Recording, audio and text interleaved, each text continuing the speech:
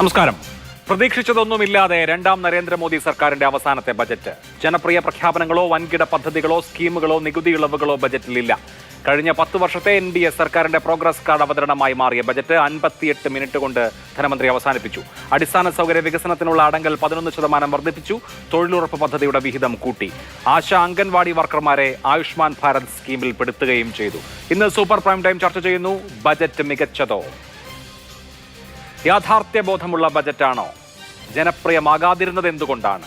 BJPക്ക് അമിത ആത്മവിശ്വാസമോ? ഈ ചർച്ചയിൽ Shri B. Gopalakrishnan BJP, Shri A. Rahim CPM, Shri Anto Antony Congress എന്നിവർ. വളരെ ചെറിയൊരു ഇടവേള, അതിനുശേഷം ചർച്ചയിലേക്ക്. ആദ്യം ശ്രീ B. ഗോപാലകൃഷ്ണൻ, 5 വർഷം മുൻപ് ഒന്നാം നരേന്ദ്രമോദി സർക്കാരിന്റെ അവസാനത്തെ ബജറ്റ് പീയൂഷ് ഗോയൽ അവതരിപ്പിച്ചത് ഓർക്കുകയായിരുന്നു. ആ ബജറ്റിലാണ് PM കിസാൻ സമ്മാൻ നിധി പ്രഖ്യാപിച്ചത്. 6000 രൂപ കർഷകർക്ക്, അതും ആദ്യത്തെ ഇൻസ്റ്റാൾമെന്റ് 2000 തെരഞ്ഞെടുപ്പിന് മുൻപ് തന്നെ കൊടുത്തു. പിന്നെ PMSYM പദ്ധതി, അസംഘടിത മേഖലയിലെ 60 വയസ്സ് കഴിഞ്ഞ തൊഴിലാളികൾക്ക് 3000 രൂപ മന്ത്ലി പെൻഷൻ, 5 ലക്ഷം വരെ ആദായ നികുതി കൊടുക്കുന്ന ആളുകൾക്ക് സമ്പൂർണ്ണ ടാക്സ് റിബേറ്റ്. ഇങ്ങനെ എന്താ പറയുക, ജനപ്രിയ മിഠായി എന്നൊക്കെ അന്നത്തെ ആ ബജറ്റിനെ വിശേഷിപ്പിക്കാമായിരുന്നെങ്കിൽ 5 വർഷം കഴിഞ്ഞ് രണ്ടാം നരേന്ദ്രമോദി സർക്കാരിന്റെ അവസാനത്തെ ബജറ്റ് ആകുമ്പോൾ ഇതൊന്നുമില്ല, ഒന്നുമേ ഇല്ല. എന്തുകൊണ്ടാണത്? ഈ ഇലക്ഷൻ ശ്രീരാമൻ ജയിപ്പിച്ചുകൊള്ളും, വേറൊന്നും വേണ്ട എന്നാണോ? അല്ല, അന്നത്തെ തെരഞ്ഞെടുപ്പിൻ്റെ പശ്ചാത്തലത്തിൽ നടത്തിയ അന്നത്തെ വോട്ട് ഓൺ അക്കൗണ്ട് ബജറ്റിൽ ഈ പ്രഖ്യാപനം വന്ന സമയത്ത് എൻ്റെ ഓർമ്മ ശരിയാണെങ്കിൽ ഏതാണ്ട് റഹീമും അഭിലാഷ് മോഹനും ഞാനും ആ ചർച്ചയിൽ പങ്കെടുത്തതാണ് അന്ന് രാത്രിയിൽ. എൻ്റെ ഓർമ്മ ശരിയാണെങ്കിൽ ആ ചർച്ചയിൽ അഭിലാഷ് മോഹനാണോ എന്നൊരു സംശയമുണ്ട്. ആ ചർച്ചയിൽ, അന്നത്തെ വൈകുന്നേരത്തെ ചർച്ചയിലെ പ്രധാനപ്പെട്ട ആരോപണം, BJP ഗവൺമെൻറ്റിനെതിരായിട്ടുള്ള ആരോപണം, ഇടതുപക്ഷത്തിൻ്റെയും വലതുപക്ഷത്തിൻ്റെയും ആരോപണം, അഭിലാഷ് മോഹൻ ഒന്ന് ഓർത്തു നോക്കൂ, എന്തായിരുന്നു? തെരഞ്ഞെടുപ്പിൽ ആളുകളെ കണ്ണിൽ പൊടിയിടാനുള്ള മായാജാല വിദ്യയാണിത്. ഇതൊന്നും നടക്കാൻ പോകുന്നില്ല, ഈ പൈസയൊന്നും കൊടുക്കില്ല, ഇത് വെറും തട്ടിപ്പ്, ഇത് കയ്യടി മേടിക്കാനുള്ള ഒരു ബജറ്റിൻ്റെ പ്രഖ്യാപനമായിരുന്നു. ഇതാണെന്ന് പറഞ്ഞത്.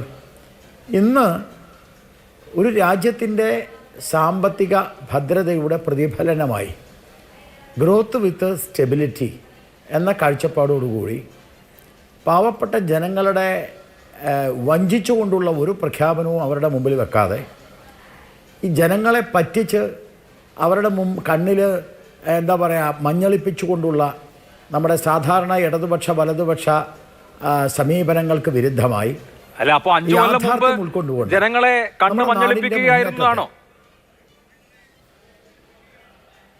അല്ല, 5 കൊല്ലം ആദ്യത്തെ 5 കൊല്ലം ഭരിച്ചതിന് ശേഷം രണ്ടാം വട്ടം ഞങ്ങൾ അധികാരത്തിൽ വന്നപ്പോൾ we are more confident to be frank with you. ഞങ്ങളെ സംബന്ധിച്ചിടത്തോളം അന്നത്തെ തെരഞ്ഞെടുപ്പിൻ്റെ ഒരു പ്രത്യേകത നിങ്ങൾ ഓർക്കണം. 2019 ഡിസംബർ മാസം ഞങ്ങൾ 5 സംസ്ഥാനങ്ങളിൽ പരാജയപ്പെട്ടിരുന്നു. പ്രധാനപ്പെട്ട മധ്യപ്രദേശ്, രാജസ്ഥാൻ, ഛത്തീസ്ഗഡിലൊക്കെ പരാജയപ്പെട്ടു. അന്ന് സ്വാഭാവികമായിട്ടും കോൺഫിഡൻസ് കുറഞ്ഞിരുന്നു, അതൊരു സത്യമാണ്. പക്ഷേ ഇന്ന് ഞങ്ങളെ സംബന്ധിച്ചിടത്തോളം കോൺഫിഡൻസ് കൂടിയിരിക്കുക.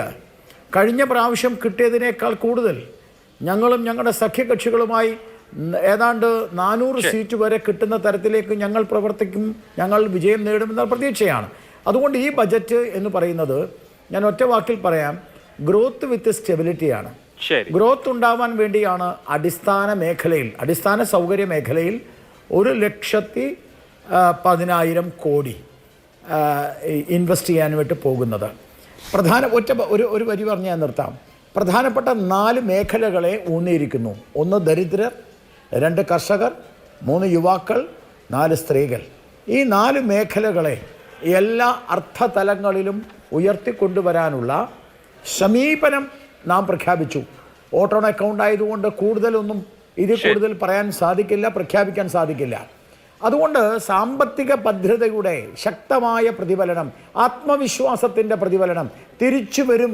BJP സർക്കാർ വീണ്ടും നിർമ്മലാ സീതാരാമൻ അടക്കമുള്ള ആളുകൾ ഇവിടെ ബജറ്റ് അവതരിപ്പിക്കാൻ ഉണ്ടാകും എന്ന ആത്മവിശ്വാസത്തിൻ്റെ ഒരു ബജറ്റ് അവതരണമായിരുന്നു ഇന്ന് കണ്ടത്. ഓക്കെ, ആത്മവിശ്വാസം എന്ന പോയിന്റ് എടുക്കാം. ശ്രീ ആന്റോ ആന്റണി MP, ഇവിടെ ഗോപാലകൃഷ്ണൻ പറഞ്ഞതുപോലെ വല്ലാത്ത ആത്മവിശ്വാസമുണ്ട് BJPക്ക്. 5 കൊല്ലം മുമ്പ് ബജറ്റ് അവതരിപ്പിച്ചപ്പോൾ അവർ 3 സംസ്ഥാനങ്ങളിൽ ഹിന്ദി ഹൃദയഭൂമിയിൽ പരാജയപ്പെട്ട് നിൽക്കുകയായിരുന്നു. രാജസ്ഥാനിലും മധ്യപ്രദേശിലും ഛത്തീസ്ഗഡിലും. ഇന്ന് അതല്ല സാഹചര്യം. അന്ന് നിരവധി ഉപതെരഞ്ഞെടുപ്പുകളിൽ പഞ്ചാബിലും ഉത്തർപ്രദേശിലും അടക്കം ലോക്സഭാ ഉപതെരഞ്ഞെടുപ്പുകളിൽ പരാജയപ്പെട്ട് നിൽക്കുകയായിരുന്നു. ഇന്ന് അതല്ല സാഹചര്യം. BJP സംബന്ധിച്ച് വളരെ യൂഫോറിക് ആയിട്ടുള്ള ഒരു അന്തരീക്ഷത്തിൽ, പ്രത്യേകിച്ച് അയോധ്യയുടെയൊക്കെ പശ്ചാത്തലത്തിൽ തെരഞ്ഞെടുപ്പ് നടക്കാൻ പോകുമ്പോൾ ഇനി ഒന്നും നോക്കാനില്ല, അനായാസമാണ്, വാക്ക് ഓവറാണ് എന്നുള്ള നിലയിലായിരിക്കില്ലേ ഈ ആത്മവിശ്വാസ പ്രകടനവും ഈ ബജറ്റും?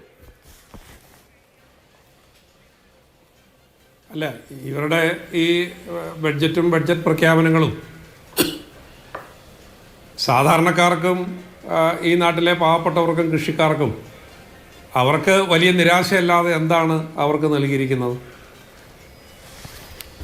ഇവർ തെരഞ്ഞെടുപ്പിനെ മുന്നിൽ കണ്ടൊരു രാഷ്ട്രീയ പ്രസംഗം ധനകാര്യമന്ത്രിയെ കൊണ്ട് നടത്തിച്ചു എന്നുള്ളതല്ലാതെ ഏത് കാര്യത്തിലാണ് ഇവർക്കൊരു ക്രെഡിറ്റ് അവകാശപ്പെടാനുള്ളത്? നരേന്ദ്രമോദി അധികാരത്തിൽ വരാൻ വേണ്ടി ഈ രാജ്യത്തെ ജനങ്ങൾക്ക് നൽകിയ കുറച്ച് ഗ്യാരണ്ടി ഉണ്ടല്ലോ. 1, കർഷകരുടെ വരുമാനം ഇരട്ടിയാക്കും.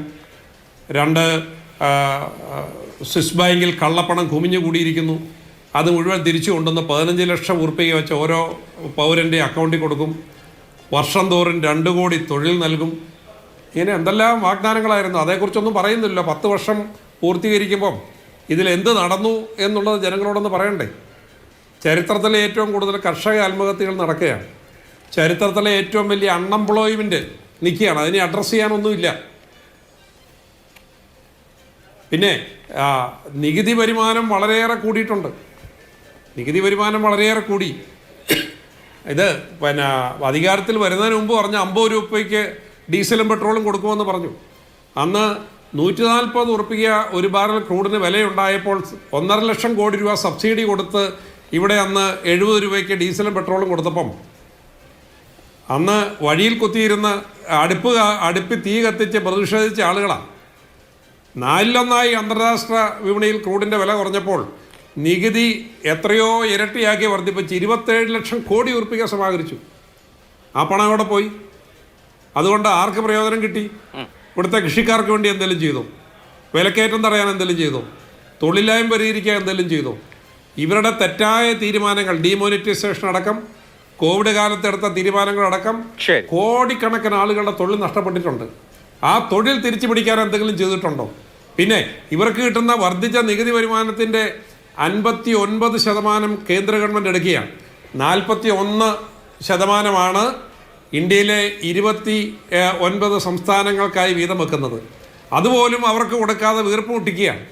അപ്പോൾ ഈ രാജ്യത്തിൻ്റെ ഡെവലപ്മെൻറ്റിൽ എന്ത് ചെയ്തു എന്നാണ് പറയുന്നത്. പിന്നെ 2 കാര്യം കൂടി ഒന്ന് സൂചിപ്പിച്ചോട്ടെ. കേരളത്തെ സംബന്ധിച്ച് ഏറ്റവും പ്രധാനം എന്താ? 1, റബ്ബർ കൃഷിക്കാരുടെ 15 സബ്സിഡി നിർത്തൽ ചെയ്തിരിക്കുകയാണ്. ഇന്ന് അന്താരാഷ്ട്ര വിപണിയിലെ സാഹചര്യം അനുസരിച്ച് ഈ മിഡിൽ ഈസ്റ്റിലെ യുദ്ധം കൂടി തുടങ്ങിയതിന് ശേഷം ഐവറി കോസ്റ്റ് പോലുള്ള സ്ഥലങ്ങളിൽ നിന്ന് ഇങ്ങോട്ടുള്ള ഇമ്പോർട്ട് കൂടെ തടസ്സപ്പെട്ടിരിക്കുന്നു. കാലാവസ്ഥാ വ്യതിയാനം മൂലം കിഴക്കനേഷ്യൻ രാജ്യങ്ങളിൽ ഉൽപ്പാദനം കുറഞ്ഞിരിക്കുന്നു. 250 ഉറുപ്പിക റബ്ബറിന് ഇപ്പം വില കിട്ടണം. അപ്പം കർഷകരെ വഞ്ചിക്കാൻ വൻകിട വ്യവസായികളുമായി ഒത്തുചേർന്ന് കള്ളക്കളി കളിച്ച് റബ്ബർ കൃഷിക്കാരെ വഞ്ചിച്ചിരിക്കുന്നു. പ്രവാസികളാണ് നമ്മുടെ നാടിന് നട്ടല്. 1 ഉറുപ്പിക അവർക്ക് വേണ്ടി മാറ്റിവെച്ചോ? ഒരു പദ്ധതി അവർക്ക് വേണ്ടി ആവിഷ്കരിച്ചോ? എത്രയോ ലക്ഷക്കണക്കിന് ആളുകൾ പ്രവാസികൾ തൊഴിൽ നഷ്ടപ്പെട്ട് നാട്ടിലേക്ക് മടങ്ങുന്നു. അവർക്ക് വേണ്ടി എന്തെങ്കിലും ചെയ്തോ? അപ്പോൾ ഇതൊന്നും ചെയ്യാതെ തെരഞ്ഞെടുപ്പ് പ്രസംഗം നടത്തി ജനങ്ങളെ കബളിപ്പിച്ചു എന്നുള്ളതല്ലാതെ വേറെ യാതൊന്നും ചെയ്തു എന്നിവിടെ ചൂണ്ടിക്കാണിക്കാൻ കഴിയില്ല. പിന്നെ ഇതിലെ ഒരു കാര്യം കൂടെ ഒന്ന് പറഞ്ഞോട്ടെ. ഇപ്പൊ ഇവര് 10 വർഷം പൂർത്തീകരിച്ചപ്പോൾ ധവളപത്രം ഇറക്കാൻ പോകാന്ന് പറഞ്ഞു. അപ്പോൾ ഒരു 2014 വരെ അധികാരത്തിരുന്ന ഗവൺമെന്റിനെ കുറിച്ച് ധവളപത്രം ഇറക്കണ്ടേ 10 കൊല്ലം കഴിഞ്ഞാണോ? ആ ഗവൺമെന്റിന്റെ ക്രെഡിറ്റ് നിങ്ങളൊന്ന് ആലോചിച്ച്. ലോകം മുഴുവൻ സാമ്പത്തിക മാന്ദ്യത്തിൽ തകർന്നപ്പം 12% വരെ വളർച്ചാ നിരക്ക് നേടിയ ഒരു രാജ്യമായിരുന്നു ഇന്ത്യ. കുറഞ്ഞത് 9%. ആ വളർച്ചാ നിരക്കിൽ ഈ 10 വർഷം എത്തിക്കാൻ കഴിയാത്തവരാണ് ഇന്ന് മൻമോഹൻ സിംഗിനെ വിമർശിക്കുന്നത്. അപ്പം ഇതൊക്കെ തെരഞ്ഞെടുപ്പ് ജിമ്മിക്സ് എന്നുള്ളതല്ലാതെ ഒന്നുമില്ല ഈ ബഡ്ജറ്റിൽ. നിരാശ മാത്രമേ ഉള്ളൂ. ശരി, ശ്രീ എ റഹീം, തെരഞ്ഞെടുപ്പ് ഗിമ്മിങ്സ് ഉണ്ടോ ശരിക്കും ഈ ബജറ്റിൽ? സാധാരണ തെരഞ്ഞെടുപ്പ് കാല ബജറ്റിലൊക്കെ ധനമന്ത്രിമാർ അങ്ങനെയുള്ള ഗിമ്മിക്സ് ഒക്കെ കാണിക്കാറുണ്ട്. ഇവിടെ പക്ഷെ വളരെ പ്ലെയിൻ ആണ് എന്ന് മാത്രമല്ല ഞങ്ങൾ അടുത്ത ജൂലൈയിൽ ഒരു സമ്പൂർണ്ണ ബജറ്റ് അവതരിപ്പിക്കാൻ ഇരിക്കുകയല്ലേ, ഇത് 4 മാസത്തെ ബജറ്റാണ് എന്ന വളരെ വളരെ ലാഘവത്തിൽ എന്ന് പറഞ്ഞാൽ 58 മിനിറ്റ് എടുത്ത് ഇന്നലെ നയപ്രഖ്യാപനത്തിൽ നമ്മൾ കണ്ടിട്ടുള്ള കുറേ കാര്യങ്ങളൊക്കെ അതല്ലെങ്കിൽ കഴിഞ്ഞ 10 കൊല്ലം കൊണ്ട് ഞങ്ങൾ ഇതാണ് ചെയ്തത് എന്ന് പ്രഖ്യാപിക്കുകയാണ് ധനമന്ത്രി ചെയ്തത്. ഗിമ്മിക്സുമില്ല, ഇതിനകത്ത് ഒരു തരത്തിലുള്ള ആത്മാർത്ഥതയുമില്ല. അങ്ങേയറ്റം അഹങ്കാരം നിറഞ്ഞൊരു ബഡ്ജറ്റാണിത്. ആ അഹങ്കാരം എന്ന് പറയുന്നത് ഞങ്ങൾക്ക് തിരിച്ചു വരാൻ ഇതിൻ്റെ ആവശ്യമില്ല. ഞങ്ങൾക്ക് തിരിച്ചു വരാൻ ഞങ്ങൾക്ക് രാമനുണ്ട്, ഞങ്ങൾക്ക് രാമമന്ത്രമുണ്ട്. ഇത് മാത്രമാണ്.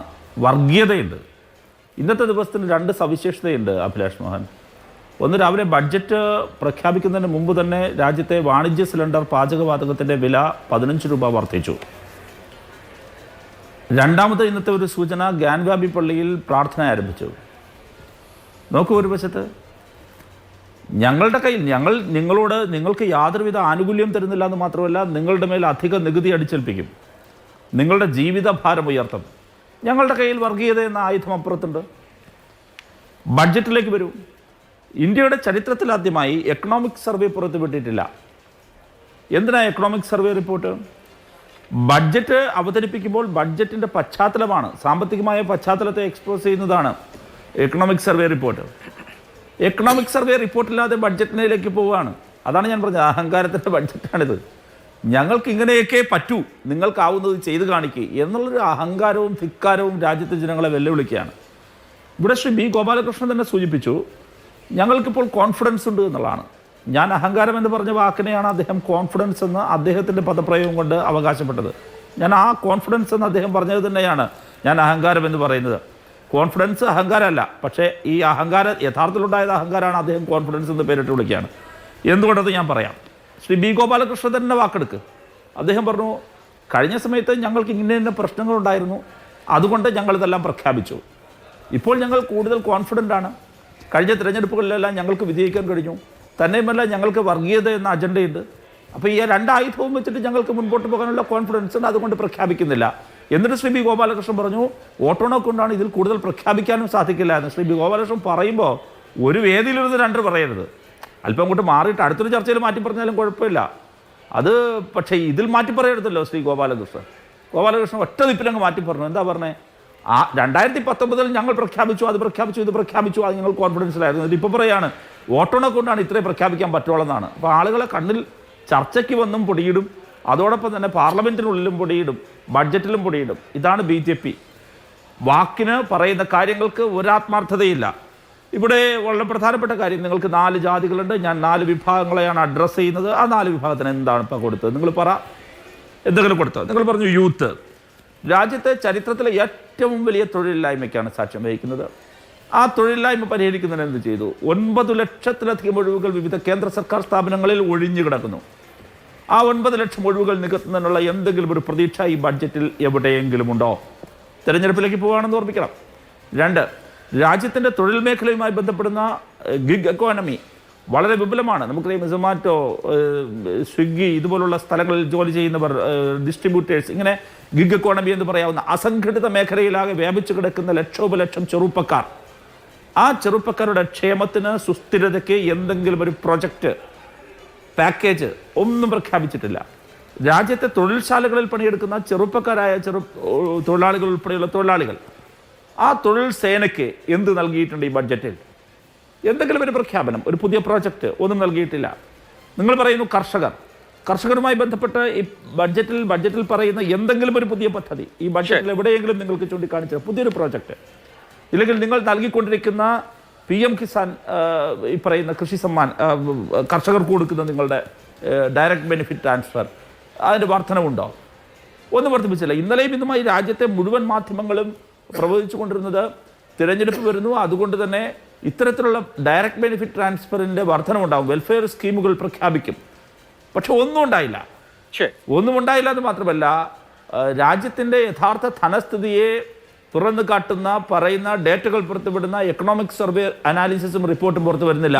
അതൊരു പ്രധാനപ്പെട്ട രാജ്യത്തെ ജനങ്ങളോടുള്ള വെല്ലുവിളിയാണ്. ശരി, പ്രത്യേകിച്ചും ഇത്രയേറെ യുവജന വിരുദ്ധമായൊരു ബഡ്ജറ്റ് ഇന്ത്യയുടെ ചരിത്രത്തിൽ ഉണ്ടായിട്ടില്ല. ശരി, അതാണ് റഹീമിന്റെയും ആന്റോ ആന്റണിയുടെയും ഒക്കെ അഭിപ്രായം. രണ്ട് ഭാഗത്തു നിന്നുള്ള രണ്ട് MP-മാർ CPM-ൽ നിന്നും കോൺഗ്രസിൽ നിന്നും അവരുടെ അവലോകനം നടത്തി. ശ്രീ ബി ഗോപാലകൃഷ്ണൻ, ഇനി നമുക്ക് തുടക്കത്തിലേക്ക് ഒന്നും കൂടി വരാം. ഇപ്പോൾ താങ്കൾ പറഞ്ഞു ആത്മവിശ്വാസം കൊണ്ടാണ് പദ്ധതികൾ പ്രഖ്യാപിക്കാത്തതെന്ന്. നമുക്ക് നമ്മുടെ രാജ്യത്തിന്റെ സാമ്പത്തിക സ്ഥിതി എന്ത് എന്നുള്ളതിന്റെ അടിസ്ഥാന ഡേറ്റ സാധാരണ നിലയിൽ കിട്ടുക അതാത് വർഷത്തെ എക്കണോമിക് സർവേയിൽ നിന്നാണ്. എക്കണോമിക് സർവേ പാർലമെന്റിൽ ടേബിൾ ചെയ്യും, അതോടുകൂടി പൊതുരേഖയാണ്. അപ്പോൾ നമുക്കതൊക്കെ അറിയാം, നമുക്കത് വിശകലനം ചെയ്യാം. ഇപ്പം പക്ഷെ നമുക്ക് ഈ രാത്രിയിൽ അത് വിശകലനം ചെയ്യാൻ കഴിയാത്തത് ഒരു സർവേ ഉണ്ടായില്ല, അത് പാർലമെന്റിൽ വന്നില്ല എന്നുള്ളതുകൊണ്ടാണ്. അപ്പോൾ എത്ര ഹെൽത്തിയാണ് നമ്മുടെ എക്കോണമി എന്ന് അവകാശപ്പെടാനല്ലാതെ നമുക്ക് ആധികാരികമായി പറയാൻ കഴിയില്ല. അതുകൊണ്ട് ആത്മവിശ്വാസം കൊണ്ടാണോ യഥാർത്ഥത്തിൽ ധനസ്ഥിതി മോശമായതുകൊണ്ടാണോ വലിയ പ്രഖ്യാപനങ്ങൾ നടത്താത്തത് എന്ന സംശയം അവിടെ സ്വാഭാവികമായും വരും. ധനസ്ഥിതി മോശമാണെങ്കിൽ ലോകരാജ്യങ്ങളിലെ 4ാമത്തെ സാമ്പത്തിക ശക്തിയായി ഭാരതം മാറില്ലല്ലോ. ധനസ്ഥിതി മോശമാണെങ്കിൽ ആളോഹരി വരുമാനത്തിൻ്റെ വർധനവ് എല്ലാ അർത്ഥതലങ്ങളിലും ഭാരതത്തിൽ ഉണ്ടാവില്ലല്ലോ. ആളോഹരി വരുമാനം എന്ന് പറയുമ്പോൾ നിങ്ങൾക്ക് പല ചോദ്യങ്ങളും ചോദിക്കാം. പക്ഷേ 80 കോടി ജനങ്ങൾക്ക് അന്നം കൊടുക്കാൻ 5 കിലോ അരി കൊടുക്കാൻ കഴിയുമോ? ആയുഷ്മാൻ ഭാരതുമായി ബന്ധപ്പെട്ട 50 ലക്ഷം കുടുംബങ്ങൾക്ക് സൗജന്യമായി 5 ലക്ഷം രൂപയുടെ സൗജന്യ വൈദ്യം കൊടുക്കാൻ കഴിയുമോ? ചികിത്സ കൊടുക്കാൻ കഴിയുമോ? അതുപോലെ ബന്ധപ്പെട്ട് മുദ്രാ ലോൺ, അതുമായി ബന്ധപ്പെട്ട് ആവാസ് യോജന 3.5 കോടി വീടുകൾ വെക്കാൻ കഴിയുമോ? 2 കോടി വീടുകൾ ഇനിയും വെക്കാൻ തീരുമാനിച്ചിരിക്കുന്നു, അതിന് കഴിയുമോ? നിങ്ങൾ വേണമെങ്കിൽ ചിന്തിക്കാം. ഭാരതീയ ജനതാ പാർട്ടി അധികാരത്തിൽ വന്ന 2014 33,000 കോടി രൂപയായിരുന്നു ഈ ഗ്രാമസഡക്ക് യോജനയുമായി ബന്ധപ്പെട്ട് ഈ തൊഴിലുറപ്പിന് നൽകിയത്. അതിപ്പം 86,000 കോടിയായി ഉയർത്തി. സാമ്പത്തിക രംഗം തകർന്നിരെങ്കിലും സാധിക്കുമോ? സാമ്പത്തിക രംഗം വളർന്നുവെന്ന് ലോകം മുഴുവനും അംഗീകരിക്കുന്നു. അവിടെ സാമ്പത്തിക രംഗം തടസ്സപ്പെടുത്താൻ വേണ്ടിയിട്ടല്ല. ഇപ്പോൾ അങ്ങ് പറഞ്ഞ ഒരു കാര്യം, ഇപ്പോൾ MNREG മഹാത്മാഗാന്ധി റൂറൽ തൊഴിലുറപ്പ് പദ്ധതിക്ക് 86,000 കോടി രൂപ വകയിരുത്തിയിരിക്കുന്നു. കഴിഞ്ഞ ബജറ്റിൽ അത് 60,000 കോടിയായിരുന്നു. ഇത്തവണത്തെ റിവൈസ്ഡ് എസ്റ്റിമേറ്റ് അനുസരിച്ച് 86,000 കോടിയായി. അതേ തുക പുതിയ ബജറ്റ് എസ്റ്റിമേറ്റ് അനുസരിച്ച് MNREG നൽകിയിട്ടുണ്ട്. അത് കൊള്ളാം. പക്ഷേ ശ്രീ ബി ഗോപാലകൃഷ്ണൻ, പ്രധാനമന്ത്രി നരേന്ദ്രമോദി UPIയുടെ പരാജയത്തിന്റെ സ്മാരകം എന്ന് വിളിച്ച UPA സർക്കാരിന്റെ പദ്ധതി ഞങ്ങളുടെ 10ാമത്തെ വർഷവും ഉയർന്ന അലോക്കേഷൻ കൊടുത്ത് മുന്നോട്ട് കൊണ്ടുപോകുന്നു എന്ന് പറയുന്നത് അവർക്കൊരു ക്രെഡിറ്റ് ആണ്. അവർക്ക് ക്രെഡിറ്റ് കൊടുക്കാനല്ലല്ലോ ഞങ്ങൾ ഭരിക്കുന്നത്. ഞങ്ങൾക്ക് ക്രെഡിറ്റ് കിട്ടാൻ വേണ്ടിയിട്ടാണ്. അതവിടെ മാറ്റി വെക്ക്. അത് ചെയ്യുന്നുണ്ടോ ഇല്ലയോ? ഞാൻ എൻ്റെ ഇതൊന്ന് തീർന്നോട്ടെ കേട്ടോ. ഞാൻ നിങ്ങളുടെ ഇടയിൽ പറഞ്ഞതുകൊണ്ട് ആ ഫ്ലോ പോയി. ഇനിയും സാമ്പത്തിക പരാധീനതയുണ്ടെങ്കിൽ കാർഷിക മേഖലയിൽ എൻ്റെ സുഹൃത്ത് ഇവിടെ കോൺഗ്രസിൻ്റെ MP, നിങ്ങൾ കാർഷിക മേഖലയ്ക്ക് എന്ത് കൊടുത്തു? വളരെ കൃത്യമായിട്ടുള്ള ഡാറ്റ ഞാൻ പറയാം. അങ്ങ് MP ആണല്ലോ, അതുകൊണ്ട് അങ്ങക്ക് ആ ഡാറ്റ പരിശോധിക്കാം.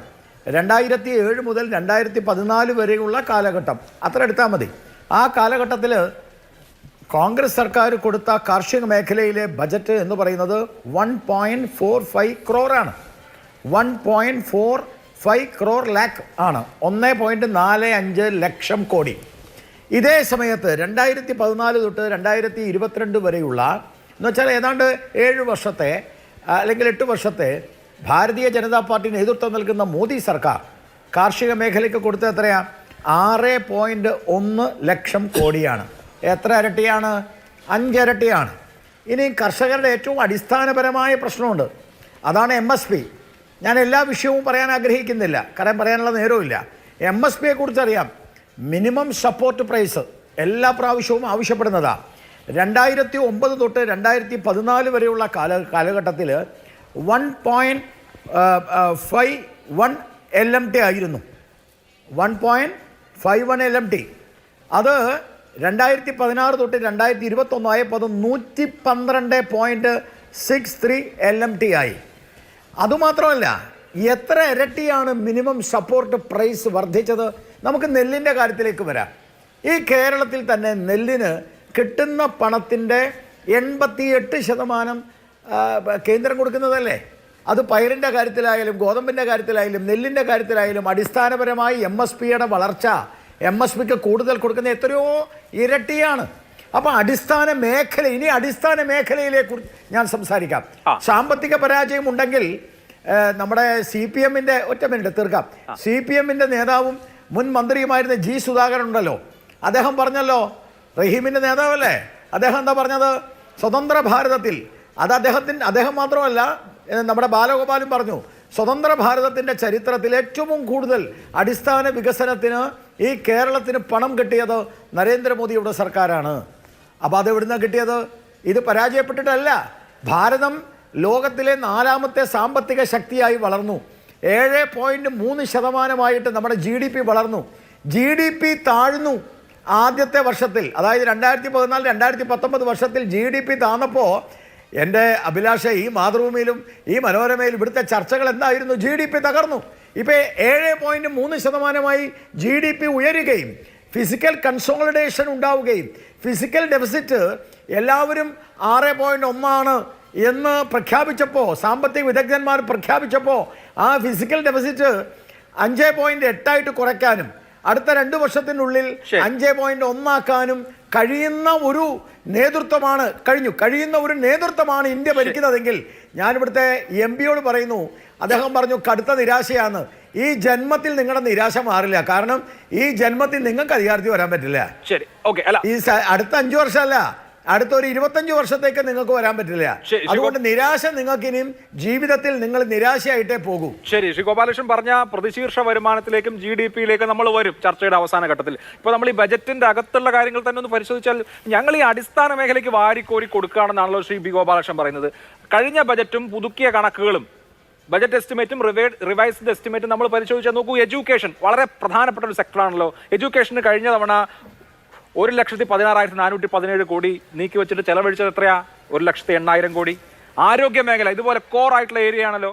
GDP-യുടെ ഒരു മികച്ച ശതമാനം ആരോഗ്യ മേഖലയ്ക്ക് വേണ്ടി ഇന്ത്യ പോലത്തെ ഒരു രാജ്യത്ത് നീക്കി വെക്കണമെന്ന് ആവശ്യപ്പെടുന്നവരുണ്ട്. 88,956 കോടിയായിരുന്നു കഴിഞ്ഞ തവണ ആരോഗ്യ മേഖലയ്ക്ക് നീക്കി വെച്ചത്. 79,000 കോടിയെ ചെലവഴിച്ചിട്ടുള്ളൂ. അതുപോലെ തന്നെ പട്ടിക വിഭാഗങ്ങൾക്ക്, SC വിഭാഗത്തിന് 9,450 കോടി അലോക്കേറ്റ് ചെയ്തിട്ട് 6,780 കോടിയെ വിനിയോഗിച്ചിട്ടുള്ളൂ. ST മേഖലയ്ക്ക് 4,295 കോടി കഴിഞ്ഞ തവണ വിഹിതം നീക്കി വെച്ചിട്ട് 3,286 കോടിയെ ഉപയോഗിച്ചിട്ടുള്ളൂ. 610 മൈനോറിറ്റി വെൽഫെയറിന്, അത് 555 കോടിയെ ഉപയോഗിച്ചിട്ടുള്ളൂ. അപ്പോൾ എന്ന് പറഞ്ഞാൽ നമ്മൾ പറയുമ്പോൾ ഞങ്ങൾ ഇത്രയും കോടി എന്ന് പറയും. പക്ഷേ അതിന്റെ യഥാർത്ഥത്തിൽ എത്ര ചെലവഴിച്ചു എന്നുള്ളതിന്റെ കണക്ക് കൂടി, നമ്മൾ ബജറ്റ് എന്ന് പറയുന്നത് ആധികാരിക രേഖയാണല്ലോ, അതിൽ ഇനിയിപ്പോൾ ഡിസ്പ്യൂട്ട് ചെയ്യാനൊന്നും പറ്റില്ല. അഭിലാഷ് മോഹൻ, പ്രഖ്യാപിച്ചത് 100%, നടപ്പാക്കിയത് 40%, 35% കേരളം മാതിരി അല്ല. പ്രഖ്യാപിച്ചത് നിങ്ങളിപ്പോൾ പറഞ്ഞ വിദ്യാഭ്യാസത്തിൻ്റെ കാര്യത്തിൽ പ്രഖ്യാപിച്ചതുമായി ബന്ധപ്പെട്ടിട്ട് എത്ര വ്യത്യാസമുള്ളത്? 5%, 6%? ആ വിദ്യാഭ്യാസം അതെങ്ങനെയാണ് ഈ പെർസെൻറ്റേജിൽ വ്യത്യാസം വരുന്നത്? ചില സംസ്ഥാനങ്ങൾ നടപ്പാക്കില്ല. ഇപ്പോൾ ഈ കേരളത്തിൽ തന്നെ പട്ടികജാതി പട്ടികവർഗ വിഭാഗത്തിൽപ്പെട്ട ആളുകൾക്കുള്ള ക്ഷേമത്തിന് കൊടുത്ത പണം തിരിച്ചുപോയി. ഈ കേരളത്തിൽ കഴിഞ്ഞ ദിവസം ആ മാതൃഭൂമി പത്രത്തിൽ വെണ്ടക്ക അക്ഷരത്തിൽ വന്നത്, മാതൃഭൂമിയിൽ. അതുപോലെ കേരളമടക്കമുള്ള പല സംസ്ഥാനങ്ങളിലും ഫണ്ട് വിനിയോഗിക്കാതെ തിരിച്ചു പോകുമ്പോൾ സ്വാഭാവികമായും ഇംപ്ലിമെൻറ്റേഷനിൽ 5%, 6% വ്യത്യാസം വരും. പണ്ട് അങ്ങനെയല്ല, പ്രഖ്യാപനം മാത്രമേ ഉള്ളൂ. ഇവിടെ ഒരു പ്രഖ്യാപനം ഉണ്ടായിരുന്നല്ലോ, കോച്ച് ഫാക്ടറി. ഇടതും വലതും ഒന്നിച്ചു ഭരിച്ചപ്പോൾ ഒരു വലിയ പ്രഖ്യാപനം ഉണ്ടായി, കോച്ച് ഫാക്ടറി. വേറൊരു പ്രഖ്യാപനം ഉണ്ടായി, എന്താ, ബോട്ടിൽ നിർമ്മാണം. എത്ര കൊല്ലമായി കണ്ടില്ലല്ലോ കോച്ച് ഫാക്ടറി ഒന്നും. ഈ പ്രഖ്യാപനം മാത്രമാണ് നമ്മൾ പ്രതീക്ഷിക്കുന്നത്. BJP സർക്കാർ, മോദി സർക്കാർ പ്രഖ്യാപനമല്ല, നടത്തിപ്പാണ്. നിങ്ങളിപ്പോൾ ഇവിടെ വായിച്ചത് മുഴുവനും 90% മുകളിൽ നടത്തിപ്പ് കഴിഞ്ഞു. സ്വാഭാവികമായിട്ടും 5%, 6%, 10% ഡിഫറൻസ് ഉണ്ടെങ്കിൽ ആ ഡിഫറൻസ് സ്വാഭാവികമാണ്, അസ്വാഭാവികതയില്ല. പക്ഷെ പ്രഖ്യാപനങ്ങൾ നടത്തുകയും അതൊന്നും നടപ്പാക്കാതിരിക്കുകയും ചെയ്യുന്ന സമീപനം. ശരി, നിങ്ങളിപ്പോ പറഞ്ഞ വിദ്യാഭ്യാസത്തിന് എത്രയാ? നിങ്ങളിപ്പോ പറഞ്ഞ വിദ്യാഭ്യാസത്തിന് നമ്പർ, നിങ്ങൾ പറഞ്ഞ നമ്പർ 1.17 ആണ്. 4,295 കോടി വകയിരുത്തിയെടുത്ത് 3,286 കോടിയാണ് ചെലവഴിച്ചത്. അല്ല, വിദ്യാഭ്യാസത്തിന് 90%. അല്ല, വിദ്യാഭ്യാസത്തിന് നിങ്ങൾ പറഞ്ഞ എത്ര? 90%-ന് മുകളിലുണ്ട്. അപ്പൊ അതേമാതിരിയാണല്ലോ ഇപ്പൊ നിങ്ങൾ പറഞ്ഞപ്പോഴാണല്ലോ ഞാൻ പറഞ്ഞത്. താങ്കൾ പറഞ്ഞതിനെ കുറിച്ചാണ് ഞാൻ പറഞ്ഞത്. ഏതെങ്കിലും ഒരെണ്ണം എടുത്തിട്ട് പറയരുത്. താങ്കൾ പറഞ്ഞോ, ഞാൻ പറഞ്ഞില്ലേ പട്ടികജാതി വിഭാഗത്തിലുള്ള ഉണ്ടായിട്ടുണ്ടെങ്കിൽ അത് പട്ടികജാതി വിഭാഗത്തിനുള്ള നീക്കിയിരിപ്പ്, പട്ടികവർഗ വിഭാഗത്തിനുള്ള നീക്കിയിരിപ്പ്, ഇതൊക്കെ വളരെ കീ ഏരിയാസ് ആണ്. അപ്പൊ അത് ഏതെങ്കിലും ഒന്ന് എടുത്ത് പറയരുത് എന്ന് പറയരുത്. ഞാൻ വരാം. ശ്രീ ആന്റോ ആന്റണി ഇവിടെ BJP സർക്കാരിനെ സംബന്ധിച്ച് ശരി, ഞാൻ അങ്ങനെയൊക്കെ വരാം. ശ്രീ ആന്റോ ആന്റണി ഇവിടെ ഇപ്പോ BJP സർക്കാരിനെ സംബന്ധിച്ച് ഇപ്പൊ നമുക്ക് തന്നെ അറിയാം, ഈ സംസ്ഥാന തെരഞ്ഞെടുപ്പുകളിൽ മധ്യപ്രദേശ് അടക്കമുള്ള ഇടങ്ങളിൽ അവിടെ ലാഡ്ലി ബഹ്ന സ്കീമാണ് വീണ്ടും ഒരു BJPക്ക് ഭരണ തുടർച്ച ഉണ്ടാക്കിയത് എന്ന ഒരു തോന്നൽ അല്ലെങ്കിൽ അങ്ങനെ ഒരു വിലയിരുത്തലുണ്ട്. കഴിഞ്ഞ തവണ ഈ PM കിസാൻ സമ്മാൻ നിധിയാണ് ഗെയിം ചേഞ്ചർ ആയത് എന്ന ഒരു വിലയിരുത്തൽ കഴിഞ്ഞ 5 കൊല്ലം മുമ്പുണ്ടായിരുന്നു. ഇത്തവണ എനിക്ക് തോന്നുന്നു ഈ പദ്ധതികളൊക്കെ റൺ ചെയ്യുന്നുണ്ട്. ജനങ്ങൾക്കൊരു ഫീൽ ഗുഡ് ഫാക്ടർ ഇതിനോടകം തന്നെ ഉണ്ട് എന്ന ആത്മവിശ്വാസം BJPക്ക് ഉള്ളതുപോലെ തോന്നുന്നു. അല്ല, ഈ ഗോപാലകൃഷ്ണനൊക്കെ ചാനലിൽ വന്നിരുന്ന എന്തും പറയാനുള്ള ഒരു സാഹചര്യം എന്ന് പറയുന്നത് എക്കണോമിക് സർവേ റിപ്പോർട്ട് വെച്ചിട്ടില്ലല്ലോ. എക്കണോമിക് സർവേ റിപ്പോർട്ട് സത്യസന്ധമായ സാമ്പത്തിക നിലയുടെ അവസ്ഥ കാണിക്കുന്നതാണ്. അത് വെച്ചാൽ ഈ രാജ്യത്ത് 40 വർഷത്തെ ഏറ്റവും കൂടുതൽ തൊഴിലില്ലായ്മയാണ് എന്നുള്ളത് മനസ്സിലാവും. ലോകത്തിലെ ദാരിദ്ര്യരേഖയ്ക്ക് താഴെയുള്ള ജനങ്ങളിൽ 85% ഇന്ത്യയിലാണെന്നുള്ളത് മനസ്സിലാവും. ഈ പ്രഖ്യാപിച്ച ഒന്നും നടപ്പായിട്ടില്ല എന്നുള്ളത് മനസ്സിലാവും. അത് മനസ്സിലാക്കാതിരിക്കാനാണ് ഒരു ഗവൺമെൻറ് ഇന്ത്യ ചരിത്രത്തിൽ ആദ്യമായിട്ടാണ് എക്കണോമിക് സർവേ റിപ്പോർട്ട് മേശപ്പുറത്ത് വെക്കാതെ ഒരു ബഡ്ജറ്റ് അവതരിപ്പിക്കുന്നത്. പിന്നെ ഏതുമായിട്ടാണ് താരതമ്യം ചെയ്യുന്നത്? അപ്പം തുടക്കം മുതലുള്ള ഈ വാഗ്ദാനവും തട്ടിപ്പും ഉണ്ടല്ലോ, അത് തുടരുകയാണ്. നമ്മുടെ അക്കൗണ്ടിൽ 15 ലക്ഷം രൂപ കൊടുക്കുമെന്ന് പറഞ്ഞ തട്ടിപ്പ്, അതുപോലെ തന്നെ വർഷം തോറും 2 കോടി തൊഴിൽ കൊടുക്കുമെന്ന് പറഞ്ഞത്, കർഷകരുടെ വരുമാനം ഇരട്ടിയാക്കുമെന്ന് പറഞ്ഞപ്പോൾ കർഷകർ ഇരട്ടി വരുമാനം കൊണ്ട് സമരനായി കഴിയുകയാണല്ലോ. ഒരു ദിവസം എത്ര കൃഷിക്കാർ ആത്മഹത്യ ചെയ്യുന്നുള്ള കണക്കൂടെ ഒന്നും എടുക്കരുതോ? പിന്നെ പാർലമെൻറ്റിൽ കൊണ്ടേ പാസ്സാക്കിയ ഒരു കാർഷിക നിയമം ഉണ്ടല്ലോ. ഒരു ഏതെങ്കിലും കാർഷികോൽപ്പന്നത്തിന് വില ഇടിഞ്ഞാൽ അവർക്കൊരു മിനിമം സപ്പോർട്ട് പ്രൈസ് കൊടുക്കാൻ വേണ്ടിയുള്ള ആ വകുപ്പ് എടുത്തു കളഞ്ഞിട്ട് ഈ കൃഷിക്കാരെ മുഴുവൻ വൻകിട കോർപ്പറേറ്റുകളുടെ മുന്നിൽ അവരുടെ ദയാദാക്ഷിണ്യത്തിന് എറിഞ്ഞു കൊടുത്തിട്ട് ഇതിൻ്റെ ഒന്നും ഒരു ജനങ്ങളുടെ മുന്നിൽ ഒരു ഉറപ്പ് പറയാൻ പറ്റുന്ന ഒന്നുമില്ലാതെ ബഡ്ജറ്റിൽ പ്രസംഗിച്ചുകൊണ്ടിരിക്കുകയാണ്. അപ്പോൾ ഇതുകൊണ്ട് കാടടച്ച് വെടിവെക്കാൻ കഴിയും. ഇപ്പോൾ ഇവർ ഭയങ്കര വളർച്ചയാണെന്നാണ് പറഞ്ഞത്. ഗോപാലകൃഷ്ണൻ പറഞ്ഞ് രാജ്യം കണ്ട വളർച്ച കണ്ട് തരിച്ചു നിൽക്കാന്നാണ്. ലോകത്ത് ആഗോള സാമ്പത്തിക മാന്ദ്യം ഉണ്ടായി കാലഘട്ടത്തിൽ ലോകം മുഴുവൻ തകർന്നപ്പോൾ 12% വളർച്ചാ നിരക്ക് നേടിയ രാജ്യമാണ് ഇന്ത്യ. അന്ന് ഭരിച്ച പ്രധാനമന്ത്രിയുടെ പേര് ഡോക്ടർ മൻമോഹൻ സിംഗാണ്. ആ കാലഘട്ടത്തിൽ ഒരിക്കലും 9% വളർച്ചാ നിരക്ക് താന്നില്ല. അന്ന് പെട്രോള് 141 റുപ്യക്ക് ക്രൂഡിന് വിലയുള്ളപ്പം 70 റുപ്യക്ക് കൊടുത്തു. നിങ്ങൾ ഈ 50 രൂപയ്ക്ക് വർക്കുമെന്ന് പറഞ്ഞ് പെട്രോളാടാ വാഗ്ദാനം പാലിച്ചെന്ന് പറഞ്ഞല്ലോ. ഡീസൽ എവിടാ? നിങ്ങൾ ഈ അധിക നികുതി പിരിച്ചെടുത്ത പണം എവിടെയാണ്? വൻകിട കോർപ്പറേറ്റുകളുടെ 10 ലക്ഷം കോടി റുപ്യയുടെ അവരുടെ കിട്ടാക്കടം റൈറ്റ് ഓഫ് ചെയ്യുകയും അവർക്ക് സൗകര്യം ഒരുക്കുകയും ചെയ്തതല്ലാതെ നിങ്ങളുടെ മുന്നിൽ ഈ രാജ്യത്തെ കുറേ 10-20 കോർപ്പറേറ്റ് മുതലാളിമാർ മാത്രമേ ഉള്ളൂ. ഈ രാജ്യം 140 കോടി ജനങ്ങളുള്ളൊരു രാജ്യമാണ്. ആ രാജ്യത്തെ 139 കോടി 99,980 ആളുകൾ നിങ്ങൾക്ക് പരമ ഉച്ചമാണ്. ശരി, അവരെ നിങ്ങൾ കണക്കിലെടുക്കില്ല. വാഗ്ദാനങ്ങളാണ്. ഇപ്പോൾ പറയുന്നു ഭവനരഹിതർ, ചേരുകളിൽ താമസിക്കുന്നവർ അവർക്ക് നടപ്പാക്കും എന്നല്ല പറയേണ്ട. 10 വർഷമായല്ലോ, എത്ര നടപ്പാക്കിയെന്ന് പറയണം. അപ്പോൾ നികുതി വരുമാനം കൂടുന്നുണ്ട്. അപ്പം കേരളം എന്താ ഈ ഇന്ത്യയുടെ ഭാഗമല്ലേ? IIT, എയിംസ്, റെയിൽവേ സോണ് ഇതൊക്കെ കേരളം ചോദിച്ചതാണല്ലോ, കൊടുത്തില്ലല്ലോ. പിന്നെ കോച്ച് ഫാക്ടറി നടക്കാതെ പോയത് UPA ഗവൺമെന്റ് കാലത്ത് അതിന് തീരുമാനങ്ങളുണ്ടായിരുന്ന 10 വർഷം നിങ്ങൾ ഭരിച്ചു, അതുകൊണ്ട് നടപ്പായില്ല. ശരി, ഓക്കെ, അതാണ് കോൺഗ്രസിന്റെ നിങ്ങളുടെ ഈ ശരി, ഞാൻ അങ്ങയിലേക്ക് വരാം. നിങ്ങളുടെ ഈ കാര്യത്തിലെ സമീപനം പറഞ്ഞു തീർക്കൂ. അത് അവസരവാദപരമാണ് എന്നുള്ളതിന് കൂടുതൽ ഉദാഹരണം തേടി പോകേണ്ട കാര്യമില്ല. ശരി, ഓക്കെ. ശ്രീ A. റഹീം, ഇതിന്റെ ചില രാഷ്ട്രീയ വശങ്ങൾ കൂടി കണ്ടാൽ നിർമ്മല സീതാരാമന്റെ ബജറ്റ് പ്രസംഗത്തിൽ സാമ്പത്തികമല്ലാത്ത അല്ലെങ്കിൽ നേരിട്ട് സാമ്പത്തികമല്ലാത്ത ചില ഘടകങ്ങൾ കൂടിയുണ്ട്. നോക്കൂ, ഒരു ഹൈ പവർ കമ്മിറ്റിയെ ജനസംഖ്യാ വളർച്ചയും ഡെമോഗ്രാഫിക് ചേഞ്ചും പറഞ്ഞാൽ നമ്മുടെ ജനസംഖ്യാ അനുപാതത്തിലെ മാറ്റവും പഠിക്കാൻ വേണ്ടി നിയോഗിക്കുന്ന കാര്യത്തെക്കുറിച്ച് പറയുന്നു. ഇത് കഴിഞ്ഞ ഒക്ടോബറിൽ RSSന്റെ വിജയദശമി സ്പീച്ചിൽ, അവരുടെ രൂപീകരണ സ്പീച്ച്, അതിന്റെ വാർഷിക സ്പീച്ചിൽ RSS മേധാവി മോഹൻ ഭാഗവത് പറഞ്ഞ കാര്യമാണ്. അപ്പോൾ മറ്റ് ചില കാര്യങ്ങൾ കൂടി, രാഷ്ട്രീയം കൂടി ഇതിനകത്ത് ഉൾക്കൊള്ളിച്ചിട്ടുണ്ട്. അവർ ഒരു നെഹ്റു കുടുംബത്തിൽ നിന്നല്ലാത്ത കോൺഗ്രസ് പ്രധാനമന്ത്രിയെ, ലാൽ ബഹാദൂർ ശാസ്ത്രിയെ മെൻഷൻ ചെയ്യുന്നുണ്ട് ഈ ജയ് ജവാൻ ജയ് കിസാൻ സ്ലോഗനുമായി ബന്ധപ്പെട്ട്. ഇങ്ങനെ കൃത്യമായി BJP ഉദ്ദേശിക്കുന്ന പുതിയ സമൂഹ നിർമ്മിതിക്ക് ആവശ്യമായ എല്ലാ കോമ്പണൻസും ഈ ബജറ്റിനകത്തുണ്ട്. അല്ല, സങ്കുചിതമായ രാഷ്ട്രീയ താല്പര്യങ്ങളല്ലാതെ BJP പാർലമെൻ്ററി രാഷ്ട്രീയത്തിൽ മറ്റൊന്നും ചെയ്യുന്നില്ല. എന്ത് ചെയ്താലും അതിനകത്തൊരു സങ്കുചിത രാഷ്ട്രീയം പ്രതിഫലിക്കാറുണ്ട്. പിന്നെ കോർപ്പറേറ്റ് സ്നേഹവുമാണ്. ഇവിടെ ശ്രീ B. ഗോപാലകൃഷ്ണൻ അദ്ദേഹത്തിന് രണ്ടാമത്തെ ഊഴത്തിൽ എന്തൊക്കെയോ അവകാശവാദങ്ങൾ ഉന്നയിക്കുന്നുണ്ടായിരുന്നു. അല്ല, അദ്ദേഹം തന്നെ ആദ്യത്തെ ലാപ്പിൽ അദ്ദേഹം തന്നെ പറഞ്ഞല്ലോ, ഞങ്ങളൊന്നും പറഞ്ഞില്ല, ഞങ്ങൾക്ക് ആത്മവിശ്വാസം മാത്രമാണുള്ളത്, മറ്റൊന്നുമില്ലെന്ന് അദ്ദേഹം പറഞ്ഞു. അദ്ദേഹം തന്നെ സറണ്ടർ ചെയ്തു. ഇപ്പോൾ അദ്ദേഹം വേറെ എന്തൊക്കെയോ പറയുകയാണ്. ഞാനൊരു ഉദാഹരണം പറയാം. ഇവരുടെ GDPയുടെ വളർച്ചയെ കുറിച്ച് പറയും. GDP ആണ് പറയുന്നത്. എന്നിട്ട് പറയുകയാണ് ഇന്ത്യ ലോകത്തിൻ്റെ മുമ്പിൽ വലിയ ശക്തിയായി മാറിയെന്നാണ്. ഞങ്ങൾക്കതിനോട് വിയോജിപ്പാനുള്ളത്, ഈ GDP എന്ന് പറയുന്നത് ഈ രാജ്യത്തെ ആരാണ് സമ്പന്നരായത്? ഈ രാജ്യത്തിൻ്റെ മഹാഭൂരിപക്ഷം വരുന്ന സ്വത്തും ചെറു ന്യൂനപക്ഷത്തിൻ്റെ കൈകളിലേക്കായി. നിങ്ങൾ അവർക്ക് വേണ്ടി ഭരിക്കുന്നു. അവരുടെ വളർച്ചയാണ്, അവർക്കുള്ള വളർച്ച, ആ വളർച്ച കൂടി ചേർത്തിട്ടാണല്ലോ ഈ GDP അളക്കുന്നത്. ഇന്ത്യയിലെ അസമത്വത്തെക്കുറിച്ച് പറയൂ. അതിന് എക്കണോമിക് സർവേ റിപ്പോർട്ട് നിങ്ങൾ പുറത്തുവിടുന്നില്ല. ഇപ്പോൾ ഞാനൊരു ഉദാഹരണം പറയാം. ഇപ്പോൾ ഈ നികുതി, ഇപ്പോൾ എല്ലാവരും പ്രതീക്ഷിച്ചിരുന്നു നികുതി ഘടനയിൽ മാറ്റമുണ്ടാകും. എല്ലാ മാധ്യമങ്ങളും പ്രവചിച്ചിരുന്നു.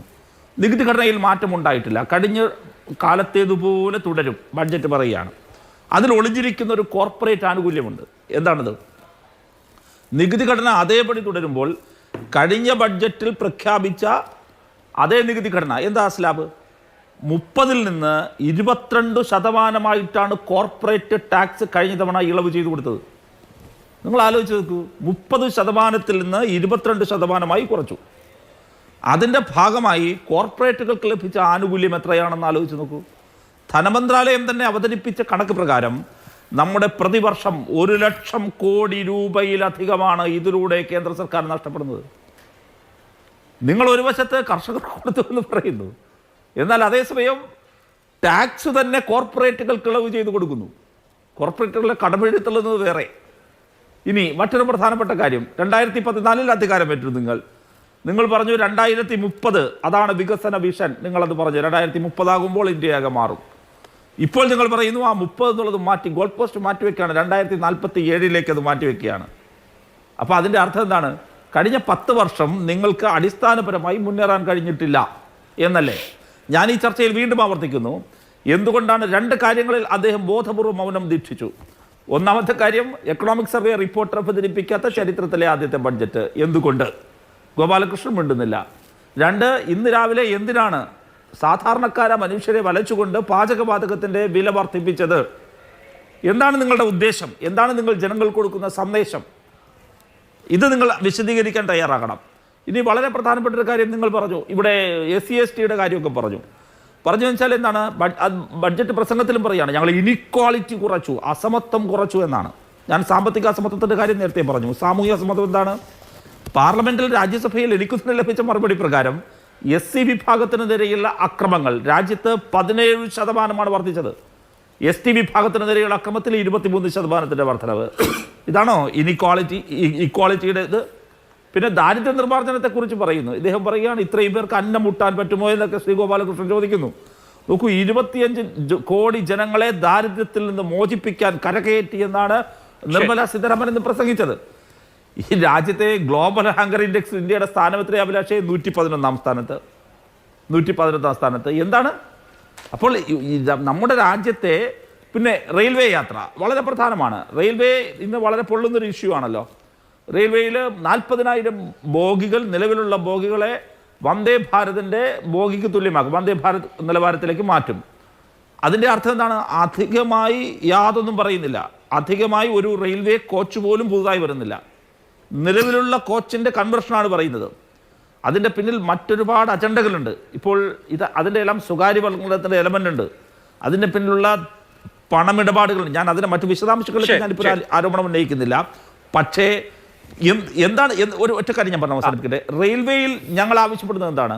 റെയിൽവേയിൽ ജനങ്ങൾ ആഗ്രഹിക്കുന്നത് പുതിയ കോച്ചുകൾ വേണം, പുതിയ പാളങ്ങൾ വേണം, പുതിയ ട്രെയിനുകൾ വേണം.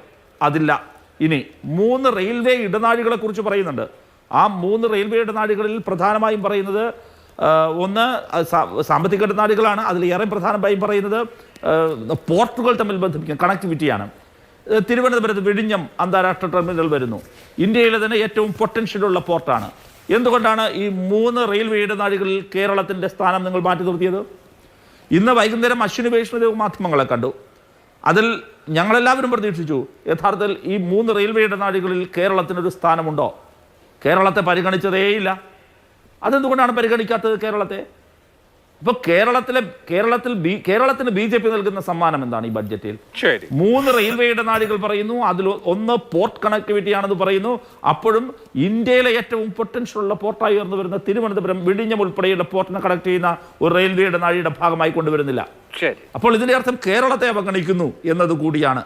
പിന്നെ വേറൊരു കാര്യം കൂടി പറഞ്ഞാൽ അവസാനിപ്പിക്കാം. ഇന്ന് ബഡ്ജറ്റിന്റെ 18-ാം പേജ്, അതിൽ ഏവിയേഷൻ സെക്ടറിനെ കുറിച്ച് വാചാലമാകുന്നുണ്ട്.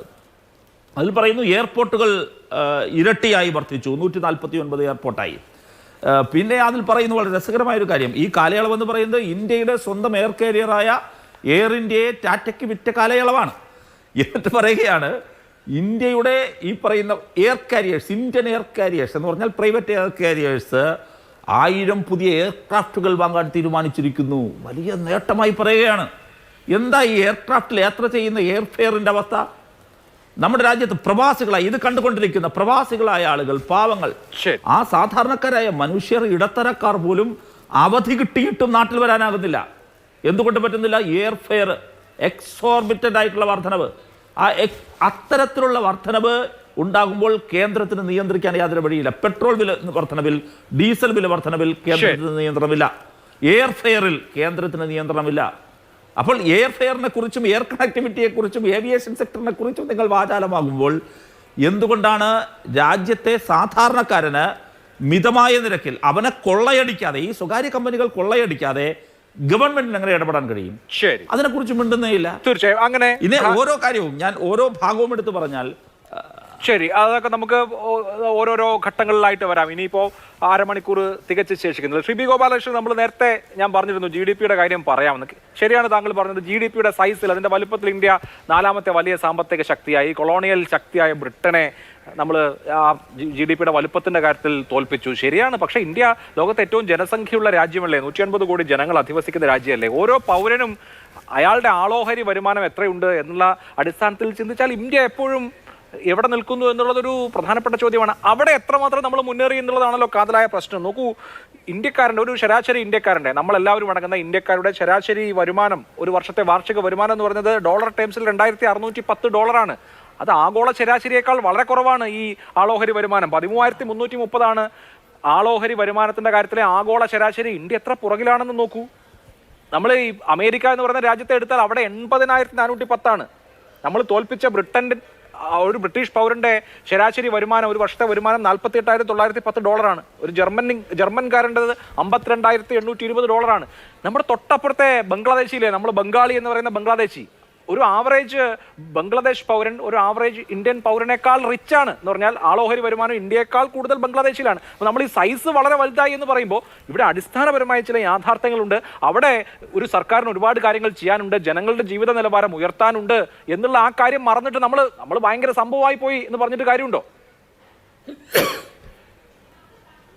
നമ്മൾ ഭയങ്കര സംഭവമാണെന്ന് പറയാനുള്ള ആത്മവിശ്വാസമെങ്കിലും നമ്മുടെ നാട്ടിലെ ജനങ്ങൾക്കും നിങ്ങളെപ്പോലത്തെ ആൾക്കാർക്കും ഉണ്ടാവണം. അപ്പോൾ നേരത്തെ റഹീം പറഞ്ഞില്ലേ, ഇന്ത്യ വളരുന്നു, അത് ഞങ്ങൾ അംഗീകരിക്കില്ല.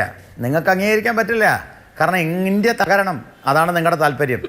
നിങ്ങളുടെ നേതാക്കന്മാരിന്ന് പറഞ്ഞു 40,000 കോച്ച് വന്ദേ ഭാരതിൻ്റെ രീതിയിൽ കൊണ്ടുവരുന്നത് ഞങ്ങൾ അംഗീകരിക്കില്ല. അതെന്താ അംഗീകരിക്കാത്ത? പാവപ്പെട്ടവൻ ഇപ്പോഴും കക്കൂസില്ലാത്ത മുറിയിൽ താമസിക്കണം, പാവപ്പെട്ടവനില്ല ഇപ്പോഴും ഈ ഇടിഞ്ഞു പൊളിഞ്ഞ കമ്പാർട്ട്മെൻറ്റിൽ കിടക്കണം, പാവപ്പെട്ടവൻ ഒന്നുമില്ലാതെ നിരാശനായി ഭക്ഷണം കിട്ടാതെ പട്ടിണി കിടന്ന് മരിക്കാൻ നിൽക്കുമ്പോഴേ അവൻ ഇൻകുലാബ് വിളിക്കൂ എന്ന നിങ്ങളുടെ തത്വശാസ്ത്രത്തിൻ്റെ കുഴപ്പമാണത്.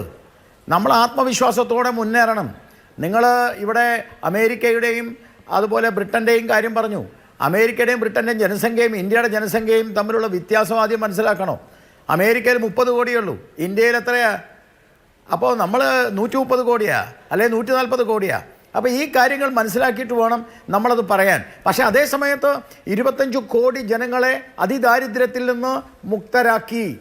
ഇത് ഇന്ത്യയുടെ റിപ്പോർട്ട് മാത്രമല്ല, നിങ്ങളെല്ലാം എല്ലാ പ്രാവശ്യവും കൊണ്ടു നടക്കുന്ന വിദേശ ഏജൻസിയുടെ റിപ്പോർട്ടാണ്, UNAയുടെ റിപ്പോർട്ടാണ് ഞാൻ ഈ പറഞ്ഞത്. 2 ആഴ്ച മുമ്പ് വന്ന റിപ്പോർട്ട്. ഭാരതത്തിൽ ദാരിദ്ര്യം കുറയുന്നു, അവർ വളരെ കൃത്യമായിട്ടുള്ള റിപ്പോർട്ടുണ്ട്. ഇനി ഞാൻ 2-3 കാര്യങ്ങൾ ഇവർക്ക് മറുപടി പറഞ്ഞോട്ടെ അഭിലാഷ്, അത് കഴിഞ്ഞിട്ട് ഞാൻ താങ്കൾ പറഞ്ഞതിന് ഞാൻ സൂചിപ്പിച്ചു വന്നാലും പറയാം. ഒന്നാമത്തെ കാര്യം, എല്ലാ ചർച്ചയിലും വന്നിരുന്നിട്ട് ഈ കോർപ്പറേറ്റ് വിരുദ്ധത പറയുക, അത് കമ്മ്യൂണിസ്റ്റുകാരുടെ സ്ഥിരം പരിപാടിയാണ്. നിങ്ങൾക്ക് ഇങ്ങനെ കോർപ്പറേറ്റ് വരുന്നതിൻ്റെ നിങ്ങൾ ഈ തിരുവനന്തപുരത്തെ വിഴിഞ്ഞ പദ്ധതി ഒഴിവാക്ക്. അദാനി ഒരു കോർപ്പറേറ്റ് അല്ലേ? നിങ്ങളിപ്പോൾ തന്നെ പറയുന്നു കേരളത്തിലെ പ്രിസ്റ്റേജ് പരിപാടിയാണ്. സാർ, ഈ അദാനിക്കെതിരായിട്ട് സംസാരിക്കല നിങ്ങളുടെ ആവശ്യം. എന്നിട്ട് നിങ്ങൾ അദാനിയുടെ മുമ്പിൽ കുമ്പിട്ട് നിന്ന് AKG സെൻറ്ററിൽ കൊണ്ടുപോയി അത്താഴം കൊടുക്കുക. ഇതാണ് നിങ്ങളുടെ പരിപാടി. ഞങ്ങളുടെ പരിപാടി അതല്ല. എന്തുകൊണ്ടാണ് കോർപ്പറേറ്റിൻ്റെ ടാക്സ് കുറഞ്ഞത്? കോർപ്പറേറ്റിൻ്റെ ടാക്സ് കുറയാൻ കാരണം എന്താ? ഒരു MP അല്ലേ താങ്കൾ? കോർപ്പറേറ്റിൻ്റെ ടാക്സ് കുറയാൻ കാരണം 30% ടാക്സ് ഉണ്ടായിരുന്ന കാലഘട്ടത്തിൽ, മൻമോഹൻ സിംഗിൻ്റെ കാലഘട്ടത്തിൽ ശരിയാണ് 30-35% ഉണ്ടായിരുന്നു. അത് 22% 25% കുറയാൻ കാരണം ബംഗ്ലാദേശിലെ ടാക്സ് എത്രയാ? പാകിസ്ഥാനിലെ ടാക്സ് എത്രയാ? സമീപ സംസ്ഥാനങ്ങളിലെ സമീപ രാഷ്ട്രങ്ങളിലെ ടാക്സ് എത്രയാന്നുള്ളത് ആദ്യം പോയി പഠിക്ക്. അപ്പോൾ ലോകരാജ്യങ്ങളിലെ വൻകിട നിർമ്മാണ ഫാക്ടറികൾ ഭാരതത്തിലേക്ക് വരണമെങ്കിൽ അവർക്ക് കോമ്പീറ്റ് ചെയ്യാൻ പറ്റുന്ന നികുതി ഉണ്ടാവണം. ആ നികുതി കോമ്പീറ്റ് ചെയ്യാൻ പറ്റുന്ന നികുതി ഉണ്ടായാൽ മാത്രമേ അവർ വരുള്ളൂ. അതിൻ്റെ ഭാഗമായിട്ടാണ് നിങ്ങൾ ഭരിച്ച് അവസാനിപ്പിച്ച 2014 ഒരു മൊബൈൽ ഫോണായിരുന്നു ഇന്ത്യയിൽ നിർമ്മിച്ചിരുന്നത്. ഇപ്പോൾ 125 മൊബൈൽ ഫോൺ നിർമ്മിക്കുന്നു എന്ന് മാത്രമല്ല 1,00,000 കോടി രൂപ ഈ മൊബൈൽ ഫോൺ കയറ്റി അയക്കുന്നതിൽ നിന്ന് ഭാരതം നേടുന്നു. അതിനെന്താ കാരണം? അതിന് കാരണം ലോകത്തെ ഏറ്റവും വലിയ മൊബൈൽ കമ്പനി അങ്ങ് ഡൽഹിയിൽ വന്നു. റഹീം ഒന്ന് പോയി വിസിറ്റ് ചെയ്തോളൂ, ആപ്പിള്.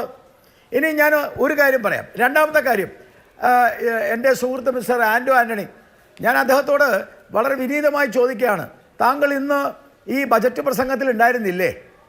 അതോ നിരാശനായി ഉറങ്ങിപ്പോയോ? നിരാശനായി ഉറങ്ങിയിട്ടില്ലെങ്കിൽ നിർമ്മല സീതാരാമൻ കഴിഞ്ഞ 10 വർഷത്തെ നേട്ടം മുഴുവനും എണ്ണമിട്ട് കൃത്യമായി നിരത്തിയിരുന്നു. താങ്കൾ കേൾക്കാതെ പോയി. എന്നിട്ടിപ്പോൾ താങ്കൾ ഇവിടെ വന്ന് പറയാണ് ഈ സംസ്ഥാനത്തിന് കൊടുക്കുന്ന വിഹിതം 49%, കേന്ദ്രം 51% കയ്യിലെടുക്കുന്നു. താങ്കളൊരു MP അല്ലേ സാർ? താങ്കൾക്ക് ഈ ഡെവല്യൂഷനെ കുറിച്ച് അറിയില്ലേ? ഡെവല്യൂഷൻ ഉണ്ടാക്കിയത് മോദിയാണോ?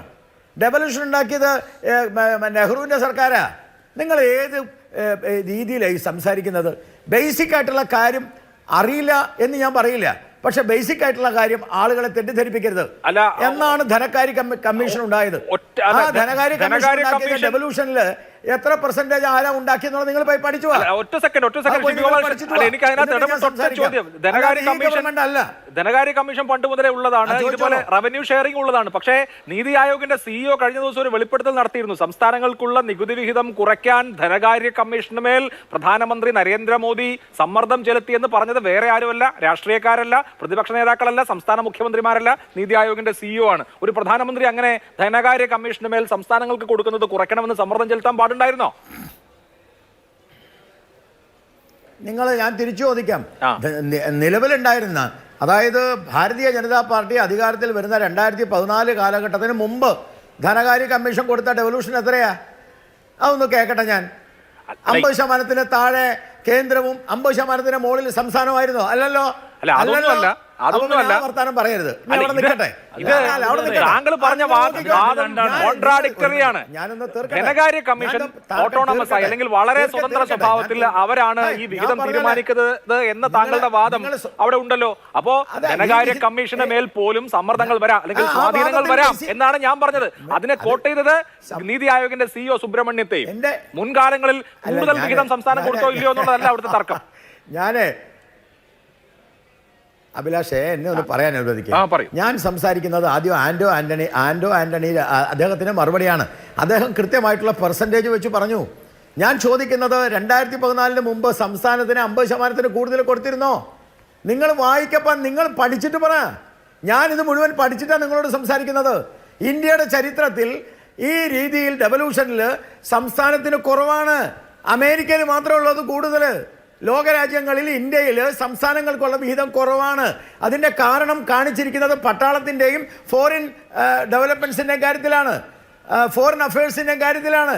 അതറിയാതെ വന്നിട്ട് ഇപ്പം മോദിയാണ് ഇങ്ങനെ ആക്കിയതെന്ന് പറയുന്നത് ഒരു മാനക്കേടല്ലേ? നിങ്ങളൊരു MP അല്ലേ? എന്നിട്ട് ഇപ്പോൾ പറയാ കേരളത്തിന് എന്തെങ്കിലും ചെയ്തോ? കേരളത്തിന് ചെയ്തു സാർ. നിങ്ങളുടെ രാഹുൽ ഗാന്ധിയുടെ പ്രൈവറ്റ് സെക്രട്ടറിയെ പോലെ രാഹുൽ ഗാന്ധിയുടെ ചെവിട്ടിൽ കാര്യങ്ങൾ മന്ത്രിച്ച് നടക്കുന്ന നിങ്ങളുടെ വേണുഗോപാലില്ലേ? ആ വേണുഗോപാൽ ആലപ്പുഴയിൽ അദ്ദേഹം MP ആയിട്ട് അദ്ദേഹം മന്ത്രിയായിരുന്നില്ലേ? ബൈപ്പാസ് കൊണ്ടുവന്നോ? എൻ്റെ ചോദ്യം അതാ, ബൈപ്പാസ് കൊണ്ടുവന്നോ? കുറെ കൊല്ലം നിങ്ങൾ ഭരിച്ചില്ലേ? ആലപ്പുഴ അടക്കമുള്ള ബൈപ്പാസ് കൊണ്ടുവന്നു. ഈ കേരളത്തിലെ കൊണ്ടുവന്നു. ബൈപ്പാസ് ആ ബൈപ്പാസിന്റെ ഇറങ്ങിയ ഉത്തരവിന്റെ കാലഘട്ടം നിങ്ങൾ ഓർക്കുക. അത് ഞാൻ കെ.സി. സംസാരിക്കട്ടെ വേണുഗോപാൽ കൊണ്ടുവന്നതാണ് ഞാൻ സംസാരിക്കട്ടെ എന്നുള്ളത് ഞാൻ സംസാരിക്കട്ടെ ഉദ്ഘാടനത്തിലായിട്ട് പറയാം. നിങ്ങൾ ഞാൻ വെറുതെ സംസാരിക്കട്ടെ ബ്ലഫ്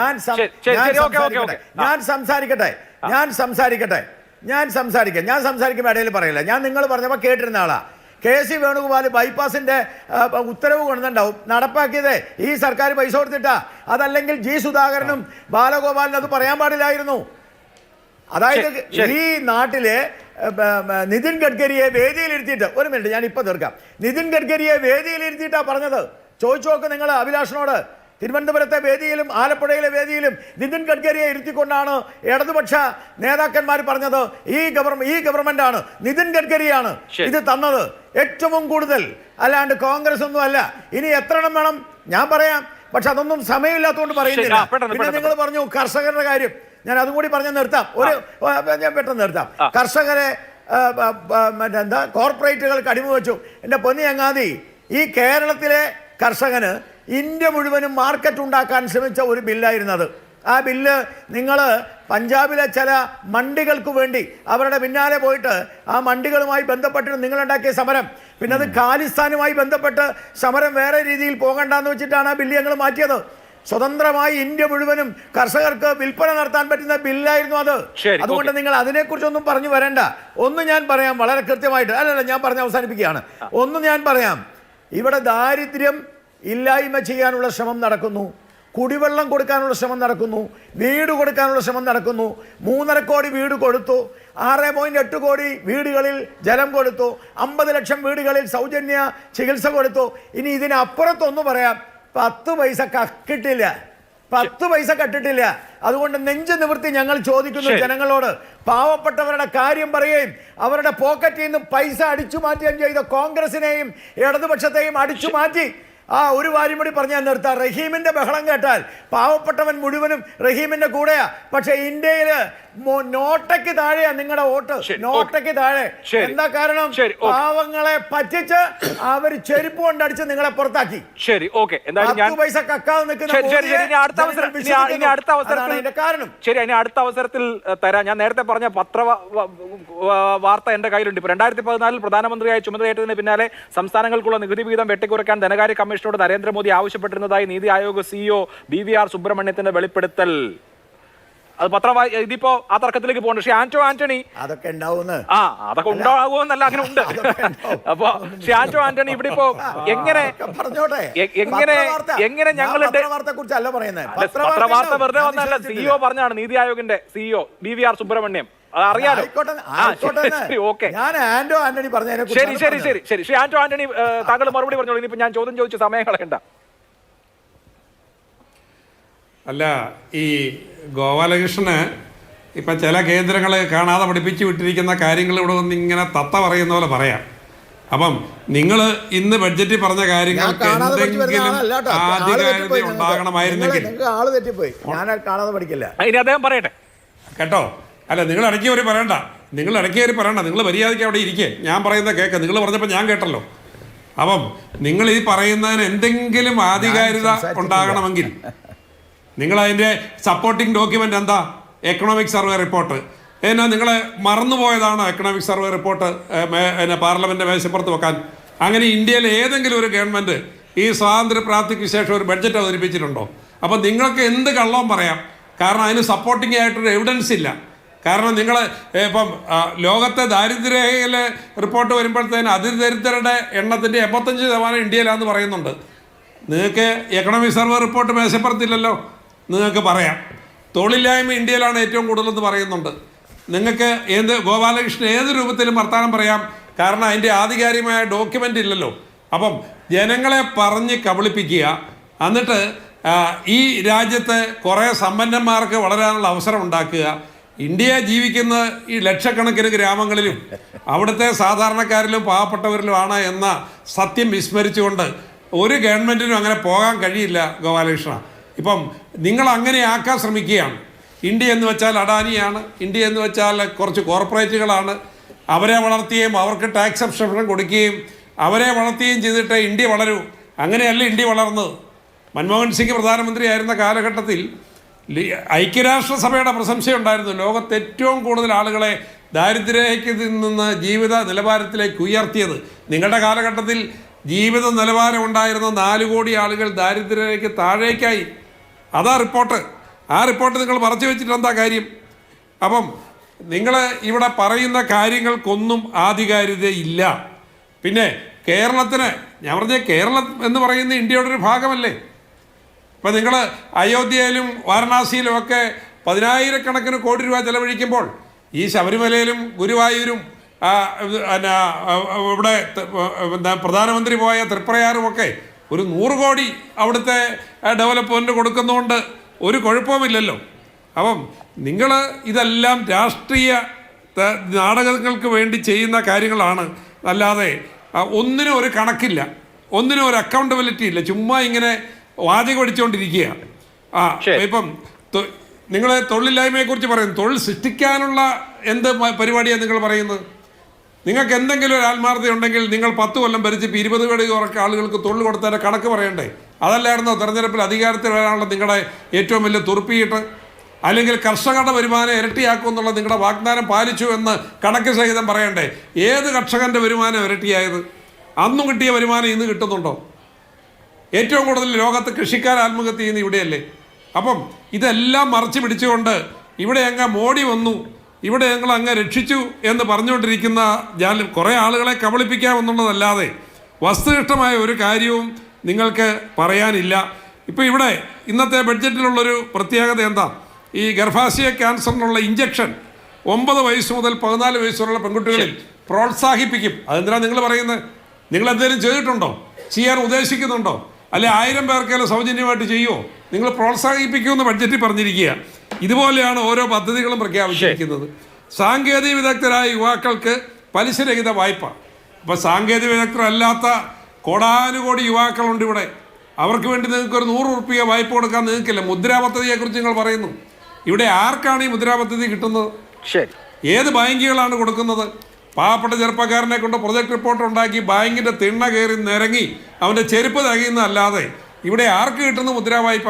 തീർച്ചയായിട്ടും അങ്ങനെ ഇങ്ങനെ കണക്കുകൾ പറയുന്നു. കണക്കുകൾക്ക് സപ്പോർട്ടിംഗ് ആയിട്ടുള്ള economic survey report, economic survey report എവിടെ എന്നുള്ള ചോദ്യം അവിടെ ഉയർന്നു തന്നെ നിൽക്കും. എനിക്ക് ഒരു ഇടവേള അനിവാര്യമാണ്. ഇടവേളയ്ക്ക് ശേഷം മടങ്ങിയത് ചർച്ച അതിന്റെ അവസാനത്തെ ഘട്ടത്തിലാണ്. പക്ഷേ റഹീം, നമ്മളിപ്പോൾ കേന്ദ്രത്തിന്റെ കാര്യം മാത്രം പറഞ്ഞാൽ പോരാ.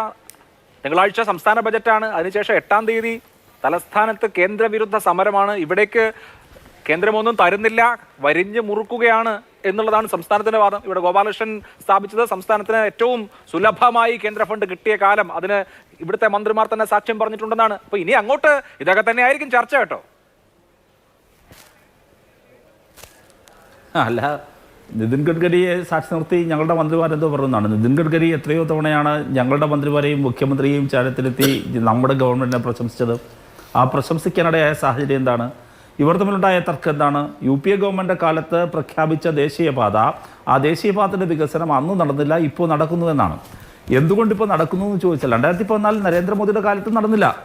2014 ശേഷം 2016 പിണറായി വിജയൻ വന്നതിന് ശേഷമാണ് നടന്നത്. സ്ഥലം ഏറ്റെടുത്ത് കൊടുക്കാതെ ദേശീയപാത പണിയാൻ പറ്റില്ലല്ലോ, മനസ്സിലായില്ലേ? അപ്പോൾ സ്ഥലം ഏറ്റെടുത്ത് കൊടുക്കുക എന്നുള്ള ഏറ്റവും ഒരു ഹെർക്കുലിയൻ ടാസ്ക് ഏറ്റവും വിജയകരമായി നടപ്പിലാക്കാൻ കഴിഞ്ഞത് കേരളമാണ്. അതിനുവേണ്ടി കേരള ഖജനാവിൽ നിന്ന് കോടിക്കണക്കിന് രൂപ ചെലവഴിച്ചു. ദേശീയപാത വികസനത്തിന് ഇന്ത്യയിലെ ഏറ്റവും അധികം തുക സ്റ്റേറ്റ് ചെലവഴിക്കുന്നത് കേരളത്തിലാണ്. ഇനി ഇവർ പറയും വീട് വെച്ച് കൊടുത്തു. ഇവിടെ നേരത്തെ പറഞ്ഞല്ലോ, ബഡ്ജറ്റ് പ്രസംഗത്തിൻ്റെ 12-ാം നമ്പർ പേജിൽ PM ആവാസ് യോജന ഗ്രാമീൺ എന്ന് പറഞ്ഞിട്ട് വിശദീകരിക്കുന്നുണ്ട്. അവിടെ പറയുകയാണ്, നോക്കൂ, 300 കോടി നമ്മുടെ ടാർഗറ്റ് 3 കോടി പൂർത്തീകരിക്കാൻ കഴിഞ്ഞു. വരുന്ന വർഷങ്ങളിൽ 2 കോടി കൂടി പൂർത്തീകരിക്കും എന്നാണ് പറയുന്നത്. എന്താ അതിൻ്റെ കഥ? യഥാർത്ഥ ഈ ഗ്രാമീണ PM ആവാസ് യോജനയ്ക്ക് വേണ്ടി കേന്ദ്രം കൊടുക്കുന്നത് എത്രയാണ് ഈ പൂർത്തീകരിച്ചു എന്ന് പറയുന്നതെന്ന് മനസ്സിലാക്കണ്ടേ? 72,000 രൂപയാണ്, വെറും 72,000 രൂപ. ആ 72,000 രൂപ കൊടുത്തതിൻ്റെ കണക്കാണ് ഈ ഒച്ചത്തിൽ വിളിച്ച് പറയുന്നത്. വീട് വയ്ക്കാൻ ഒരു ഗ്രാമത്തിൽ വീട് വയ്ക്കാൻ PMA എന്ന് പറഞ്ഞ് കൊടുക്കുന്നത് 72,000 രൂപ. കേരളം കൊടുക്കുന്നത് 3,20,000 രൂപയാണ് കേരളം കൊടുക്കുന്നത്. അപ്പോൾ 72,000 രൂപ കൊടുത്തിട്ടാണ് ഈ വന്ന് ഒച്ചപ്പാടുണ്ടാക്കുന്നത്. അല്പം കൂടുതൽ കൊടുത്തിട്ട് വന്ന് ഒച്ചപ്പാടുണ്ടാക്കണം മിസ്റ്റർ ഗോപാലകൃഷ്ണൻ. പിന്നെ പറയുന്നത് എന്താണ്? ഇവിടെ പറയുകയാണ്, നോക്കൂ, ഒരു ഉദാഹരണം, ഇവരുടെ രീതി എങ്ങനെയാണ്? നമ്മൾ ഗ്രീൻ എനർജിയിലേക്ക് മാറുകയാണ്, നമ്മൾ എനർജി ആകെ മാറുകയാണ്. ഇപ്പോൾ ഇലക്ട്രിക് വെഹിക്കിൾ എക്കോസിസ്റ്റം എന്ന് പറഞ്ഞിട്ട് ബഡ്ജറ്റിൻ്റെ 20ാം പേജിൽ വ്യക്തമാക്കുന്നുണ്ട്. അതിൽ 68ാമത്തെ പോയിന്റ് അതിൽ പറയുന്നത് എന്താണ്? അവർ government will expand the strengthen the E vehicle ecosystem. എങ്ങനെയാണ്? അടുത്ത് നോക്കൂ. By supporting manufacturing and charging infrastructure. സ്ഥിരമായി ഉന്നയിക്കുന്ന ഒരു പ്രശ്നമുണ്ട്. ഇനി വരുമ്പോൾ വാഹന വിപണിയിൽ ഇലക്ട്രിക് വെഹിക്കിളുകളുടെ കാലാണ്, ഗ്രീൻ വെഹിക്കിളുകളുടെ കാലാണ്. അതിൽ യഥാർത്ഥത്തിൽ ചെയ്യേണ്ടത് ടാക്സ് എക്സെപ്ഷൻ അല്ലേ അതിനെ പ്രോത്സാഹിപ്പിക്കാൻ വേണ്ടി ചെയ്യേണ്ടത്? നിങ്ങൾ നേരത്തെ പറഞ്ഞു ഇവിടെ കോർപ്പറേറ്റ് ടാക്സ് ഇളവ് ചെയ്തു കൊടുത്തതിനെ ശ്രീ ബി ഗോപാലകൃഷ്ണൻ ന്യായീകരിച്ചു. സാധാരണക്കാരായ ഒരു മനുഷ്യൻ, നിങ്ങൾ തന്നെ പറയുന്നു ഇനി ഇലക്ട്രിക് വെഹിക്കിൾ എക്കോസിസ്റ്റമാണ് ഡെവലപ്പ് ചെയ്യേണ്ടത്. ശരിയാണ്, തീർച്ചയായിട്ടും അങ്ങനെയാണ്. ഫോസിൽ ഇന്ധനങ്ങൾ കുറയുകയാണ്. അങ്ങനെയാണെങ്കിൽ ഇലക്ട്രിക് വെഹിക്കിൾ എക്കോസിസ്റ്റം പ്രൊമോട്ട് ചെയ്യുന്നതിന് വേണ്ടി നിങ്ങൾ പറഞ്ഞത് എന്താണ്? മാനുഫാക്ചറിങ് കമ്പനിയെ സപ്പോർട്ട് ചെയ്യുമെന്നാണ്. നിങ്ങൾ എല്ലാ സഹായം കൊടുക്കുന്നത് അവർക്കാണ്. ശരി, ഓക്കെ. റബ്ബറിന്റെ കാര്യം ശ്രീ ആന്റണി ഇവിടെ പറഞ്ഞു.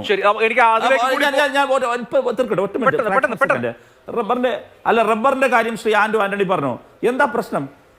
നിങ്ങൾ റബ്ബറിനെ സഹായിക്കുന്ന റബ്ബർ കർഷകർക്ക് എന്തെങ്കിലും കൊടുത്തിട്ടല്ല, മറിച്ച് ഈ ടയർ മുതലാളിമാരല്ലേ, മാനുഫാക്ചറിങ് കമ്പനികൾക്കാണ് നിങ്ങൾ ഇളവ് ചെയ്തു കൊടുക്കുന്നത്. മാനുഫാക്ചറിങ് കമ്പനികൾക്ക് ഇളവ് ചെയ്തു കൊടുത്തുകൊണ്ട് റബ്ബർ കർഷകർക്ക് സേവനം കൊടുക്കുന്നു നിങ്ങൾ പറയും. അതെങ്ങനെയാണ് ശരിയാവുക? അതുപോലെയാണ് ഇലക്ട്രിക് വെഹിക്കിളിന്റെ കാര്യം കൂടെ ഒരുപാട് കാര്യങ്ങൾ ചർച്ച ചെയ്യാനോ നമ്മുടെ ഇന്നത്തെ ബജറ്റ് അവലോകനം അവസാനിക്കാൻ എനിക്ക് അതിൽ കൂടുതൽ സമയമില്ലാത്തത് കൊണ്ടാണ്. വളരെ നന്ദി Shri Gopalakrishnan, Shri Antony, Shri A Rahim. Super prime time അവസാനിക്കുന്നു. നമസ്കാരം.